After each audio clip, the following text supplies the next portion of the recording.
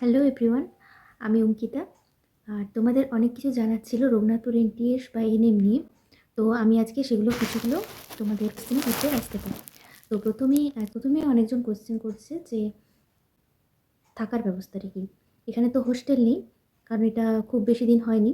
এনটিএসটা 2021-এ start হয়েছিল, তাই hostel এখনও তৈরি হয়নি। তবে থাকার ব্যবস্থা বলতে আশেপাশে অনেক মেস আছে যেখানে আমার ফ্রেন্ডসরা বা সবাই থাকে। যেখানে কিছুগুলো নাম আমি বলে দিচ্ছি, যেমন রেণুকা, কুন্ডু, সুশীল মেসগুলো। আর তাছাড়া আরও ওই আশেপাশে অনেক নতুন নতুন মেস খুলেছে, বা আশেপাশে আরও অনেক মেস আছে যেগুলো এখন নাম জানি না। তো আশেপাশে তোমরা খোঁজ করলে পেয়ে যাবে। আর রেন্টে থাকতে চাও তাহলে অনেক রেন্ট পেয়ে যাবে আশেপাশে। যেমন ওখান থেকে হাঁটা রাস্তা 7 মিনিটের মতো বাস স্ট্যান্ড, ওখানে অনেক ভাড়া, অনেকেই ভাড়া থাকে ওখানে। তারপর তোমরা যেদিকে আমাদের রুরাল কমিউনিটি যেদিকে যেতে হয় বা আরবান কমিউনিটি যেদিকে যেতে হয় ওদিকেও অনেকে থাকে। আর তাছাড়া হোস্টেল আছে একটা, প্রাইভেট হোস্টেল, যেটা পূর্ণদিশা প্রাইভেট হোস্টেল। ওখানে নার্সিং ট্রেনিং হয়, প্রাইভেট নার্সিং ট্রেনিং।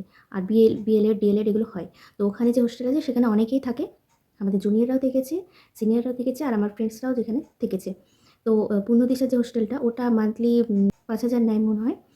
আর খাবার ব্যবস্থা ওখানে, ব্রেকফাস্ট দেওয়া হয় ওখানে। আর ব্রেকফাস্ট, তাছাড়া লাঞ্চ দেওয়া হয়, আর ডিনার দেওয়া হয়। পূর্ণদিশায় থাকার ব্যবস্থা খুবই ভালো, আর পূর্ণদিশায় খাবার ব্যবস্থাও ভালো, কোনো অসুবিধা হয় না। তো তোমরা এগুলো দেখে নিতে পারো।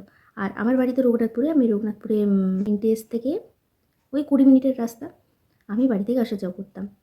আর আরও কারো কোয়েশ্চেন ছিল যে দিদি এবারে ভেরিফিকেশান কোথায় হবে। তো বলে রাখি, এখানে যে রঘুনাথপুর এনটিএসটা সেটা আগে পুরনো হসপিটাল ছিল, সেটা এখন এনটিএস হয়েছে। তো তোমরা এখানে যখন আসবে টোটোতে বা গাড়িতে করে, তখন লোকাল এরিয়ায় যারা থাকবে তাদেরকে যদি বলো যে পুরনো হসপিটাল নিয়ে চলো, তাহলে আমাদের এনটিএসে নিয়ে যাবে।